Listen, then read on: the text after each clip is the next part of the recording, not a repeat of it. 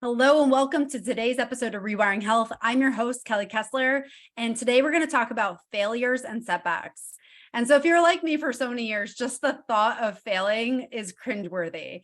It was something that that I avoided for many years and just felt like I can't fail at this. Like I will do anything in my power to not fail. It's something that feels very, very fearful.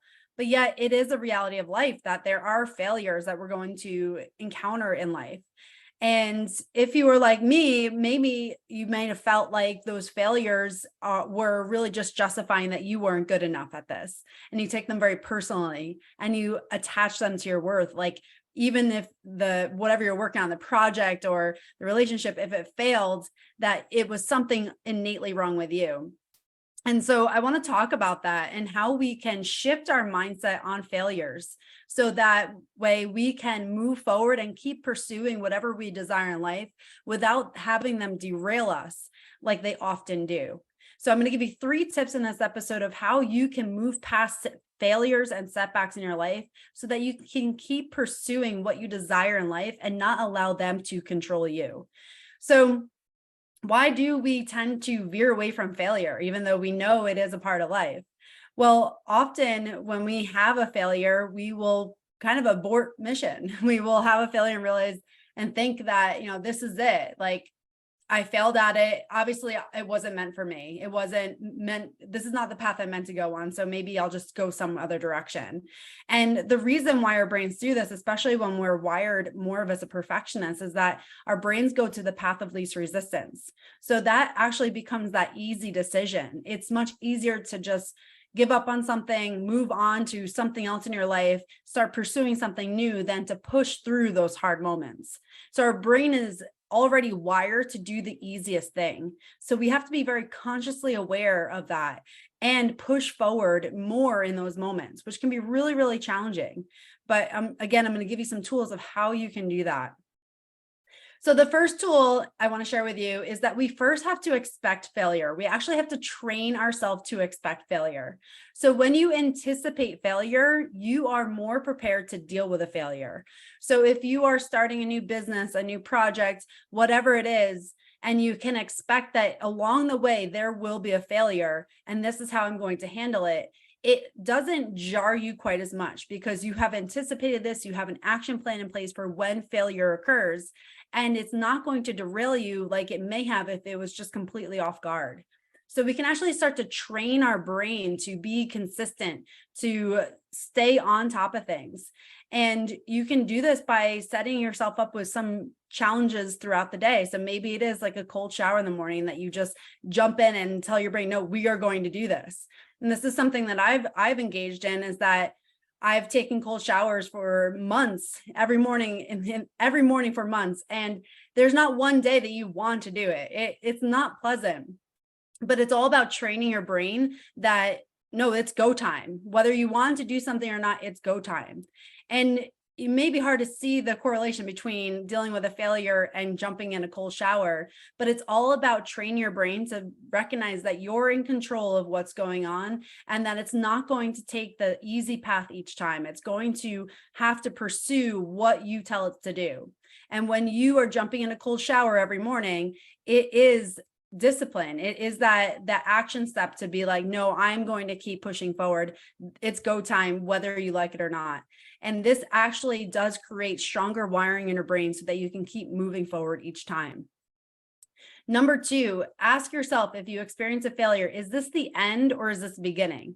So this is a huge perspective shift. So oftentimes, especially when you're a perfectionist and you experience a failure, it can feel like this was not your destiny. You were not meant to do this. And it could feel like the end of something.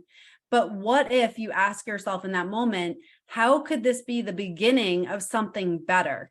And just by asking yourself that question, you get your brain thinking. You start to bring in more conscious awareness of how this actually could be beneficial for you, how the world could actually be helping you in this moment. And when we ask ourselves the right questions, we start to get answers that actually help us move forward. And if you ever think about a slingshot, in order for anything to be propelled forward by a slingshot, what do you have to do? You have to pull it back. And the further you pull it back, the further it slingshots forward. And that is such an analogy for our lives. what I have experienced in my life is that a lot of times the biggest pullbacks that I've experienced, the biggest failures, the biggest setbacks have been the biggest catalysts for pushing me forward, propelling me forward in life. So if you start viewing your failures as that pullback of the slingshot and it's going to propel you forward, now it's a game changer. Now you recognize that this is not the end of your destiny. This is truly just the beginning of something bigger that was destined for you. So that just having that perspective shift, asking yourself the right question and recognizing that maybe it's not the end of something. Maybe it's actually just the beginning. Number 3, focus on consistency. This is a big one. So as a perfectionist, as a high achiever, a lot of times we are just grinding and we are unrelenting for ourselves. We show ourselves no compassion and it's just like, there's no excuse. You need to go and that's it. But what if we start focusing on consistency? So even if we are not going to the extent that maybe we think we should, as long as we're showing up every single day and we stay consistent, now we can hold that to move ourselves in a better direction. So consistency is so much more important to focus on than perfection, because perfection will burn you out. If you focus on being perfect every single day, first of all, it's absolutely not possible. So you're just setting yourself up to fail even more. But again, it also holds you at such a high standard that it's many times unobtainable. And the way our brain works is that when we have success and there are things that we can obtain along the way, which consistency does, we actually get dopamine within our brain that increases our motivation and keeps us driving forward towards our goal. So just the sheer fact that our brain is wired in that way, consistency will be so much more beneficial to you to focus on rather than perfection. So focus on consistency, show up, regardless of whether it's easy or hard, do the work, and celebrate that you actually showed up that day, that you did what you told yourself you would do. And don't expect that perfection, because again, we have to celebrate our successes. And this is a really hard thing as a perfectionist, to look at the good of what we've done, but this will help you move forward in your journey. So again, the 3 things that you can do to help move yourself past setbacks, past failures, are to train yourself and expect failures. Expect them and prepare for them. Number 2, ask yourself, is this the beginning or is this the end? How is this slingshot action maybe propelling you forward in a better direction in your life and even further along than you could have ever expected? And number 3, focus on consistency. So perfection is not going to be serving you. It is not going to allow you to capitalize on the way your brain works by releasing the neurotransmitter dopamine to keep you motivated. So when you focus on consistency and recognize and acknowledge every day that you are showing up for yourself, that is by far more important than focusing on being perfect every day.